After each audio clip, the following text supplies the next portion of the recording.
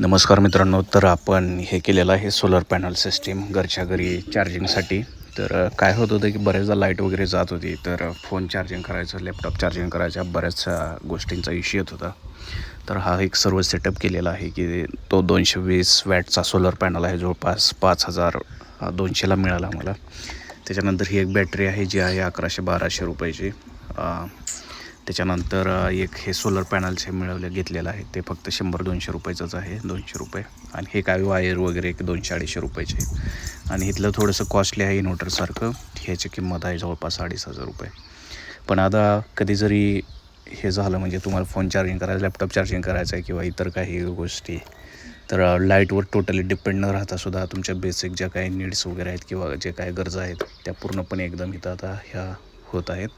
तर सध्या टेस्टिंग करत आहे आणि हे 11.9 व्होल्ट दाखवत आहे, तुम्हाला ते फोनमध्ये नीट बघता येईल ना. आणि इकडं हे आहे सोलार कंट्रोलर. तर ह्याच्यामध्ये सर्व काही बॅटरीला प्रोटेक्शन वगैरे मिळते आहे, म्हणजे ओव्हरचार्ज, डिस्चार्ज, इथं तुम्ही फोन वगैरे हे ते काय सर्व चार्जिंग करू शकता. तसंच हे घेतलं आहे आम्ही एक साऊंड स्पीकर, जो की ह्याच्यामध्ये एक मेमरी कार्ड वगैरे जर तुम्ही कंटिन्यू लावलं तर ह्याच्या गाणे वगैरे लागतात आणि याच्यावरच तुम्हाला FM वगैरे हे ते कंटिन्यू लागत राहणार आहे.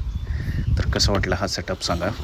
आणि हे एक आम्ही घरी बसवतो आणि एक शेडमध्ये एक बसवायचे, आमच्या शेळीपालन शेडमध्ये.